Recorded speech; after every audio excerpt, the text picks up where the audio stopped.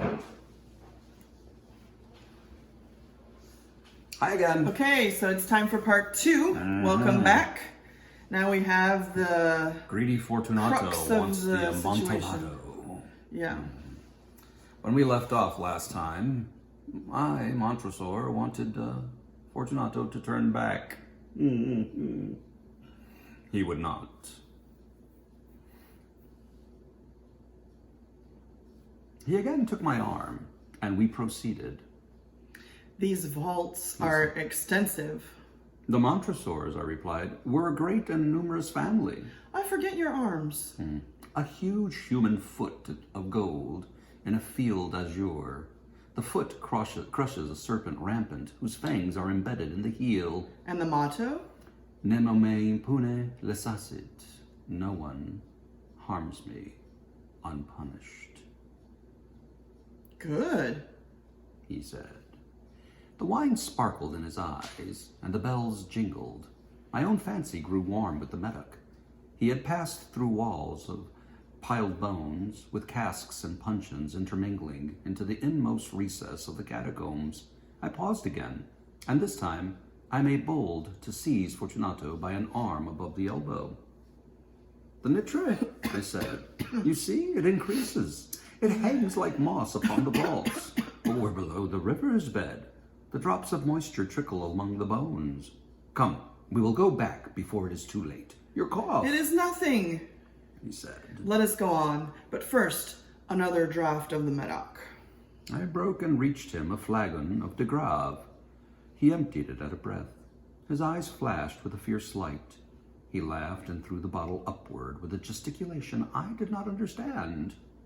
I looked at him in surprise. He repeated the movement, a grotesque one. You do not comprehend? He said.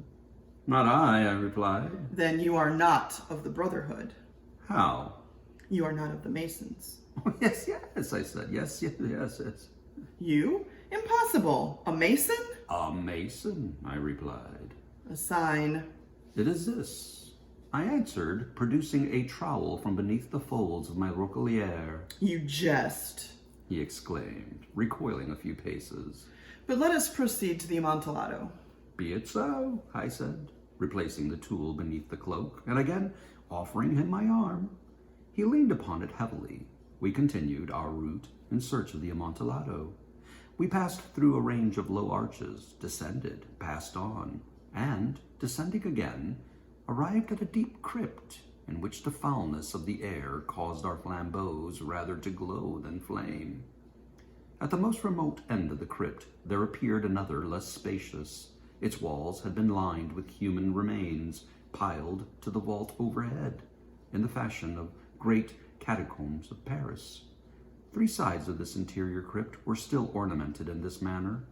From the fourth, the bones had been thrown down, and lay promiscuously upon the earth, forming at one point a mound of some size.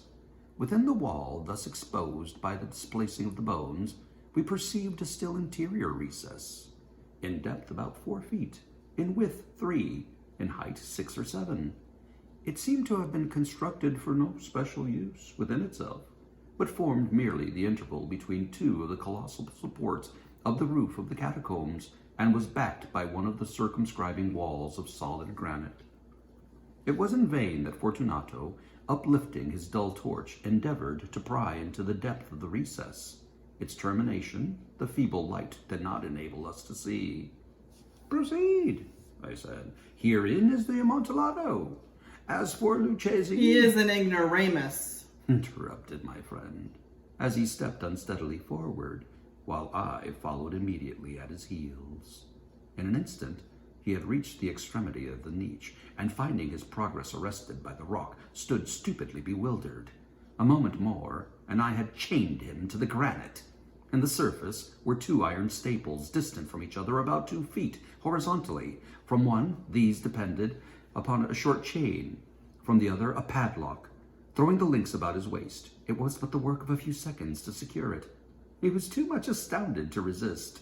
Withdrawing the key, I stepped back from the recess. Pass your hand, I said, over the wall. You cannot help feeling the nitre. Indeed, it is very damp. Once more, Let me implore you to return. No? Then I must positively leave you. But I must first render you all the little attentions in my power. The Amontillado! Ejaculated my friend, not yet recovered from his astonishment. True, I replied, the Amontillado. As I said these words, I busied myself among the pile of bones of which I have before spoken. Throwing them aside, I soon uncovered a quantity of building stone and mortar. With these materials, and with the aid of my trowel, I began to vigorously wall up the entrance of the niche. I had scarcely laid the first tier of the masonry when I discovered that the intoxication of Fortunato had in great measure worn off. The earliest indication I had of this was a low moaning cry from the depth of the recess. It was not the cry of a drunken man. There was then a long and obstinate silence. I laid the second tier and the third and the fourth, and then I heard a furious vibrations of the chain. The noise lasted for several minutes, during which, that I might hearken to it with the more satisfaction, I ceased my labors and sat down upon the bones. When at last the clanking subsided, I resumed the trowel and finished without interruption the fifth, sixth, and seventh tier. The wall was now nearly upon level with my breast. I again paused, and holding the flambeaux over the mason work, threw a few feeble rays upon the figure within. A succession of loud and shrill screams bursted suddenly from the throat of the chained form, seemed to thrust me violently back. For a brief moment I hesitated. I trembled. Unsheathing my rapier, I began to grope with it about the recess. But the thought of an instant reassured me.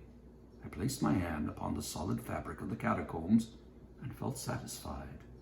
I reapproached the wall. I replied to the yells of him who clamored. I re-echoed. I aided. I surpassed them in volume and in strength. I did this, and the clamorer grew still. It was now midnight, and my task was drawing to a close. I had completed the 8th, the 9th, and the 10th tier. I had finished a portion of the last and the 11th. There remained but a single stone to be fitted and plastered in. I struggled with its weight. I placed it partially in its destined position. But now there came, from out of the niche, a low laugh that erected the hairs upon my head. It was succeeded by a sad voice, which I had difficulty in recognizing as that of the noble Fortunato.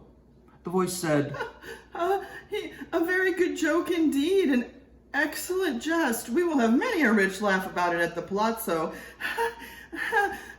Over our wine. The Amontillado, I said. Yes, the Amontillado, but is it not getting late? Will they not be awaiting us at the palazzo, the Lady Fortunato and the rest? Let us be gone. Yes, I said. Let us be gone. For the love of God, Montresor. Yes, I said, for the love of God. But to these words I hearkened in vain for a reply. I grew impatient. I called aloud, Fortunato! No answer. I called again, Fortunato! No answer still. I thrust a torch through the remaining aperture and let it fall within. There came forth in reply only a jingling of the bells. My heart grew sick, on account of the dampness of the catacombs. I hastened to make an end of my labor. I forced the last stone into its position. I plastered it up. Against the new masonry, I re-erected the old rampart of bones. For half the century, no mortal has disturbed them. In pace requiescat. May he rest in peace. The end. The end. Dun, dun, dun. Oh, Montresor, he got so much joy out of that. I hope you enjoyed that story. It's a classic. Talk to you soon. Bye.